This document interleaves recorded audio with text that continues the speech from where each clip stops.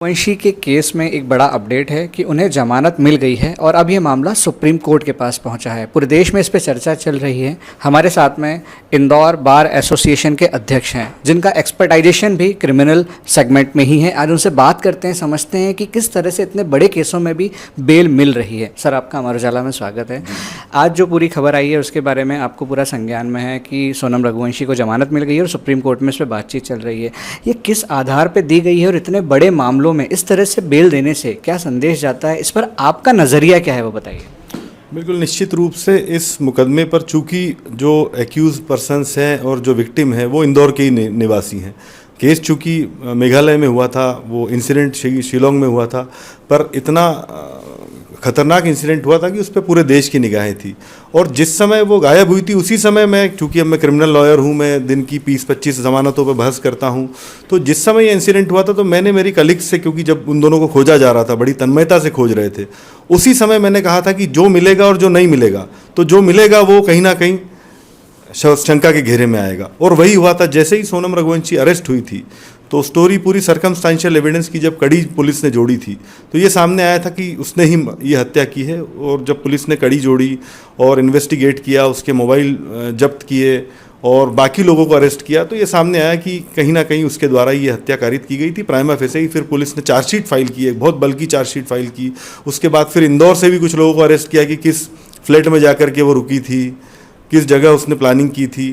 तो इन सब घटनाक्रम से पुलिस ने जब चार्जशीट फाइल की तो उसमें कुछ त्रुटियां रह गई थी। अब ऐसा मैंने मेरी ज़िंदगी में पहली बार, मुझे 17 साल वकालत के हो गए, मैंने पहली बार ऐसा देखा है कि टेक्निकल बेसिस पर किसी भी कोर्ट ने बेल दी हो। मैंने ऑर्डर भी पढ़ा था वो, पर मैंने आज तक 302 के अपराध में ऐसी बेल जमानत ऑर्डर नहीं देखा था जो मैंने देखा। कानूनन देखा जाए तो वो सही माना जा सकता है, पर टाइपोग्राफिकल एरर पर या केवल अभियोजन के द्वारा कुछ त्रुटि रह जाने से या धारा कम हो जाने से इस तरह की जमानत दे देना मुझे हजम नहीं हुआ था। मेरे साथ में हमारे जितने भी फर्टिलिटी के लोग हैं उनको किसी को भी हजम नहीं हुआ था। उसके बाद उसको चुनौती भी दी गई, हाई कोर्ट ने भी उसको सही माना था। अब सुप्रीम कोर्ट में माननीय न्यायालय के, उच्चतम न्यायालय के समक्ष ये मामला है। इसमें एक मामला ये भी सामने आया है कि सोनम रघुवंशी की तरफ से कि जब उनको गिरफ्तार किया गया, जब उनको जानकारी नहीं दी गई कि किस गुनाह में गिरफ्तार किया जा रहा है या उनको रिटर्न डॉक्यूमेंट्स भी नहीं दिए गए, तो उसको भी एक कमी मानी गई है। बिल्कुल, सीआरपीसी के बीएनएस के प्रोविजंस हैं कि किसी को भी अरेस्ट करने से पहले उसको पूरा संतुष्ट किया जाता है, उसको गिरफ्तारी के कारण बताए जाते हैं, गिरफ्तारी की रीजनिंग बताई जाती है, नोटिस प्रोवाइड किया जाता है। पर केवल ये आधार जमानत का हो सकता है या नहीं हो सकता है, ये वाकई चर्चा का विषय है। मैंने अभी तक के अपने कैरियर में इस तरह का जमानत ऑर्डर आज तक नहीं देखा है, ये पहली बार है। इसमें मेघालय सरकार ने कहा है कि टाइपिंग की त्रुटि के कारण जमानत जिस तरह से दी गई है इसको निरस्त किया जाना चाहिए। क्या संभावनाएं बन रही हैं इसमें? सुप्रीम कोर्ट ने कहा है कि जमानत हम वापस से जो दी गई है उसको निरस्त भी कर सकते हैं। आपके अनुसार क्या संभावनाएं हो सकती हैं? बिल्कुल निश्चित रूप से मैंने आज न्यूज़पेपर्स में पढ़ा, ऑर्डर की प्रोसीडिंग तो नहीं देखी मैंने, पर कोर्ट का ये ऑब्जर्वेशन है कि टेक्निकल एरर के आधार पर गंभीर अपराध की श्रेणी में जो अपराध आते हैं उसमें जमानत दे देना ठीक नहीं है। ये कोर्ट ने भी पाया है। तो अभी उसका फाइनल कंक्लूजन आना बाकी है। एक्यूज पर्सन्स की ओर से भी अभी रिप्लाई फाइल हुआ है। रिप्लाई में उन्होंने सारी घटना से इनकार किया है कि हम घटना में इन्वॉल्व नहीं थे। पर इस मामले में प्रश्न ये है कि कोर्ट ने मेरिट पर जमानत नहीं दी है, कोर्ट ने टेक्निकल आधार पर जमानत दी है। तो अगर सुप्रीम कोर्ट को लगता है कि टेक्निकल आधार पर ऐसे तो कल को बाढ़ आ जाएगी, अगर ये अपने आप में नज़ीर बन गया, तो कई बार ऐसा होता है कि पुलिस जल्दबाजी में होती है, अभियोजन जल्दबाजी में होता है, तो धाराओं की आगे पीछे लिख देता है। पर इसका फ़ायदा अगर सोनम रघुवंशी को मिल जाता है और सुप्रीम कोर्ट भी ये मान लेती कि नहीं उसको जमानत सही मिली, तो इसका एक बहुत गलत मैसेज जाएगा। चूँकि मैं डिफेंस लॉयर हूँ, मेरा पक्ष है कि आरोपी गण को बचाना, पर फिर भी अगर देखा जाए तो इससे पीड़ित पक्ष कहीं ना कहीं प्रभावित होगा, ये मेरा मानना है। हमारे साथ मनीष यादव जी हैं जिन्होंने बहुत ही स्पष्ट रूप से ये बताया कि इस तरह के मामले नज़ीर ना बने, इसलिए सही समय पर इसमें सही तरीके से एक्शन होना चाहिए। सर, सोनम रघुवंशी का बहुचर्चित केस इस वक्त सुप्रीम कोर्ट और हाई कोर्ट में चल रहा है।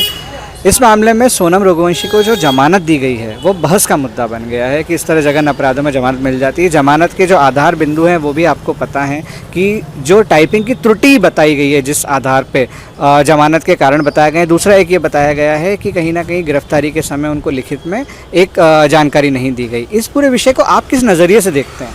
सर्वप्रथम तो सोनम रघुवंशी वाला जो एक अपराध हुआ है वो अपने आप में बहुत जघन्य अपराध है। ऐसे अपराधों की निश्चित तौर पर हमारे देश में विरोध होना ही चाहिए। रही बात सोनम रघुवंशी की जब गिरफ्तारी की गई थी और उनका कहना है कि उनके लिखित सूचना तो निश्चित तौर पे अगर किसी भी अभियुक्त की गिरफ्तारी की जाती है तो उनको किस अपराध में और किन धाराओं में गिरफ्तार किया गया है इसकी विधिवत सूचना देना चाहिए। और वो विधिवत सूचना अनुसंधान अधिकारी जो प्रकरण का अनुसंधान करता अपनी केस डायरी में लगाता और न्यायालय में जब चालान पेश करता उसके साथ भी वो दस्तावेज पेश करता है।